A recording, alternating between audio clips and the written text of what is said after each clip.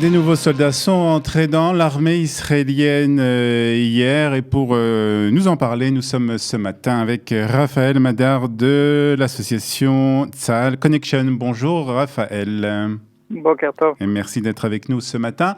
Alors, on va parler aussi d'une rencontre que vous faites ce mercredi à Tel Aviv. Mais d'abord, on va commencer par ces nouveaux soldats qui se sont enrôlés hier dans l'armée israélienne. Alors, c'est quelque chose de régulier, en fait, qu'il y a des moments où il y a comme ça beaucoup de soldats qui rentrent dans l'armée israélienne. On sait qu'au mois d'août, en général, juillet, août, il y en a beaucoup. Mais aussi en hiver, au mois de novembre, décembre, c'est à peu près les périodes où il y a des nouveaux soldats qui rentrent dans l'armée?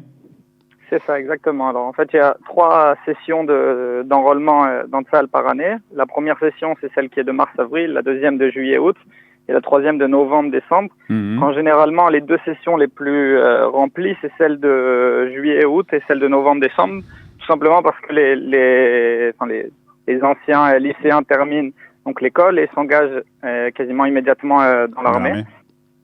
Donc ça fait que c'est vraiment les sessions les plus remplies. En même temps à ça, il faut comprendre qu'il y a aussi l'enrôlement dans les bases d'Ulpan de Mirva Alon. Et pareil, cette année, les sessions d'août et de décembre, c'était les plus remplies. Ce qui fait qu'on se retrouve avec des centaines de Olim qui s'engagent en quasiment 2 mois.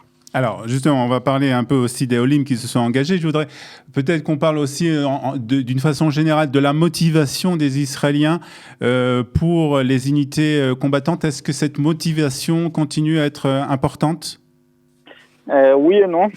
Selon des enquêtes qui ont été faites dans la dernière année, beaucoup d'Israéliens considéraient que c'était pas vraiment... simplement, ils avaient pas la même motivation qu'il y a quelques années pour être dans les unités combattantes. Ça avait un peu baissé, oui. Ça a un peu baissé. Après, le reste, en termes de chiffres, du nombre de combattants, le chiffre en soi, il baisse pas parce que bon, ça reste un enrôlement qui est obligatoire. Beaucoup de personnes au début ne sont pas, on va dire, très à l'aise à l'idée de servir dans une unité combattante. Et puis, avec le temps et avec l'ambiance qu'il y a autour de ces unités et le quotidien, ils se prennent au jeu et décident de servir au final dans ces unités-là. Alors, on va parler plus à présent des Olim Khadashim, des nouveaux émigrants. Vous nous en parlez de Mirva Alon, donc qui est un peu la base qui regroupe ces nouveaux émigrants et qui prépare en fait les nouveaux émigrants à entrer dans l'armée, c'est ça? C'est ça, sauf que c'est compris dans le service militaire. C'est-à-dire qu'ils sont soldats. Là-bas, ils commencent par 1 mois de classe. Avant d'avoir la formation des Brel ou le PAN, ils commencent par 1 mois de classe où ils apprennent vraiment le rythme militaire, la discipline militaire, les règles de Tzahal, le code éthique de Tzahal. Et ensuite, ils enchaînent avec 2 mois intensifs d'hébreu. Et à la fin de ces 3 mois, ils rencontrent un officier qui leur donne une affectation en fonction de leur note au Tzav Rishon, de leur comportement aussi pendant ces 3 mois. Alors, est-ce qu'on a des chiffres concernant le nombre d'Olim? Je crois qu'il y a une petite marloquette, on va dire, une petite discussion à l'armée concernant qui est considéré comme Olé Khadash. L'armée considère que dans leur registre, à partir du moment où quelqu'un il est plus de 4 ans en Israël, il les considère plus comme des Olim Khadashim. Même ça, au sein de l'armée, c'est en cours de discussion parce que on traite avec la branche Olim, mais on essaye de s'occuper aussi des dossiers de personnes qui sont plus de 4-5 ans en Israël. Donc ça change beaucoup de choses, parce qu'au final, si on prend en compte les personnes qui sont que depuis 4 ans en Israël, alors je pense qu'on va arriver à un guious de moins de 500 Olim environ cette année. Olim Khadashim général. Olim Khadashim de manière générale en novembre-décembre. Mais si on prend tous les Olim qui sont arrivés depuis on va dire 7-8 ans, alors le chiffre il est censé être bien supérieur. Après c'est dans ces eaux-là, c'est-à-dire on parle vraiment d'un guious là pour la saison de novembre-décembre. En termes de francophones, je pense qu'il y a environ entre 150 et 200 francophones.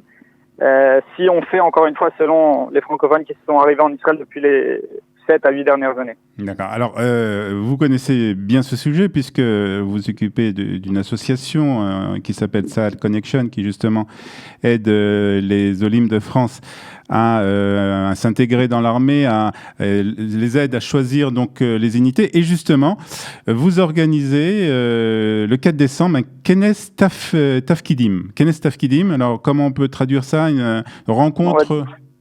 On va dire un salon des postes qui représente les postes dans Tzahal. Ouais. En fait, c'est une idée qu'on avait et qu'on voulait faire depuis très très longtemps. Alors c'est compliqué à mettre en place pour la simple et bonne raison qu'il nous fallait assez de soldats qui ont servi dans différents postes. Donc le fait qu'on ait eu l'expérience ces 4 dernières années d'avoir aidé des centaines de jeunes qui maintenant servent dans des différentes unités, que ce soit porte-parole de l'armée, dans des unités spéciales. Alors, à qui s'adresse d'abord cette CNES, il s'adresse à toutes les personnes qui ont déjà fait leur Tzavrishon et dont leur enrôlement il est prévu dans soit la session de décembre, pour ceux qui vont s'engager à Mirvalon, soit la session de mars-avril. D'accord.